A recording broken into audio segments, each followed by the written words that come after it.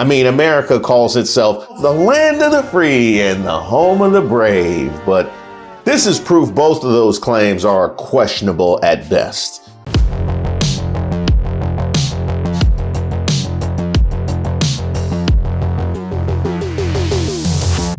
Hi, I'm Reese Waters, and I'm troubled. You ever see a list of firsts, and you're supposed to feel empowerment, gratitude, and awe, but you just sitting there mad, thinking about how in the hell did this take that damn long? Like, for instance, PBS Pinchback was the first African-American to serve as an acting state governor. I had no idea. A publisher and state senator, Pinchback became lieutenant governor of Louisiana, of all places, in 1871 and served as governor for 36 days from December 9th, 1872 to January 13th, 1873, while the sitting governor faced impeachment proceedings. Incredible, right? But a black man wasn't elected governor of a state until Douglas Wilder in 1990 in Virginia. So y'all knew the state wouldn't fall apart with a black man at the helm, but waited another 100 years to elect one anyway? What type of... And when they did, so many people turned Calvin Candy when they got in the booth, they had to name the phenomenon the Wilder effect. Well, at least racism has a name. My mind is very often blown every time I see any kind of black firsts, because it's wild to me how long it took for some of these things to happen.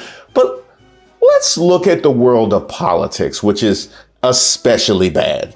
I mean, America calls itself the land of the free and the home of the brave, but this is proof both of those claims are questionable at best. Apparently, the only thing free was the labor. And I'm also questioning the brave part, because anybody who talks about this is immediately hit with some sort of backlash. And personally, I think anybody running away from a tough conversation about history is a coward. The only reason to avoid these kinds of conversations is that you secretly don't want things to change. Like, for example, the first black person to own land in this country was back in 1670 when Zipporah Porter Atkins bought her home in colonial Boston.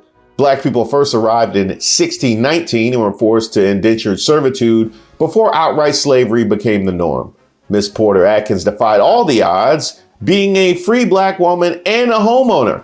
It took 51 years for that to happen, so think of that when you pay your mortgage tomorrow. Now, I already mentioned Douglas Wilder at the outset, our first elected black governor, and a bit more about the Wilder effect, which is the theory that proposes that some white voters who intend to vote for the white candidate will tell pollsters they're undecided or likely to vote for the non-white candidate for fear of looking like a racist, which might explain some of these late firsts. Robert C. Weaver became the nation's first African-American cabinet member when President Lyndon B. Johnson appointed him Secretary of Housing and Urban Development back in 1966. We really didn't have a black cabinet member until 1966, the year the Batman TV show with Adam West premiered, and even there we didn't get a black Catwoman until the third season. Quick question.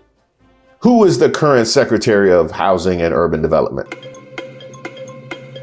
Exactly. Any president prior to Johnson could have just thrown Black America a bone and nobody would have even noticed. Well, I mean, it's not entirely true. Racists would have noticed. But the point being, it wouldn't have affected Americans' day-to-day living one iota and would have been politically beneficial, aside from the people who would hold it against you for nominating a black person for a position they have no knowledge or understanding of.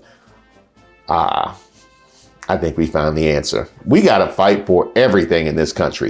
1977, Patricia Roberts Harris became the first African-American woman to hold a cabinet position. On top of that, she was also the first African-American woman to serve as a U.S. ambassador. That is two firsts from the same person in the 70s. Impressive, but greatly overdue.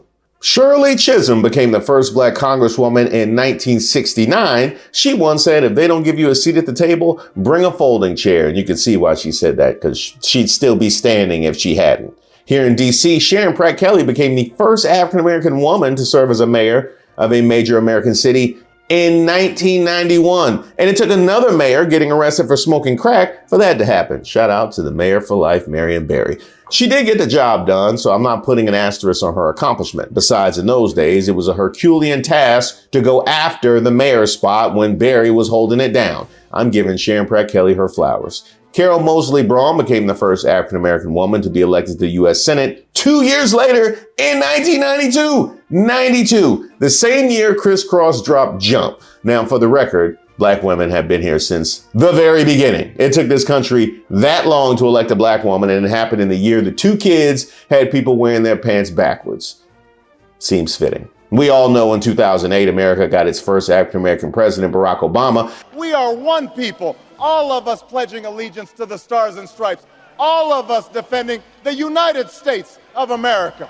And if you were around back then, you know how big of a deal it was. Most people didn't think they'd ever see it in their lifetime, myself included. I mean, at least until John McCain picked Sarah Palin as a running mate. And God bless her inept soul for accidentally helping this milestone happen. The great Maya Angelou became the first black woman to appear on U.S. currency when her image was placed on a quarter. In 2022, really, America? For the record, black women have been here since the beginning. I said that. Shout out to the life and legacy of Maya Angelou, though. It took a long time for this one, but still, you rise. Andrew Jackson actually killed people, and he's been on the 20 forever. They need to quit playing and print those Harriet Tubman 20s.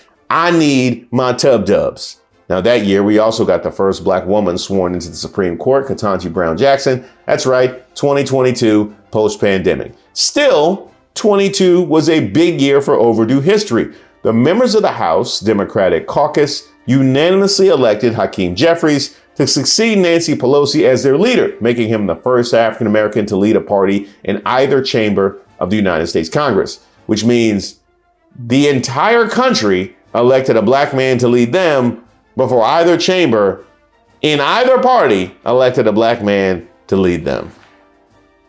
I think I've made my point clearly. We're still experiencing too many black firsts for a country that was first permanently settled in 1608, the first black people arriving shortly thereafter. Now, it's shameful it took so long for these things to happen, given the country's history of indentured servitude, then slavery, then black codes, then Jim Crow, and now MAGA. I mean, it's clear why racial progress has moved slower than molasses. But on the bright side, I am happy these things are finally happening.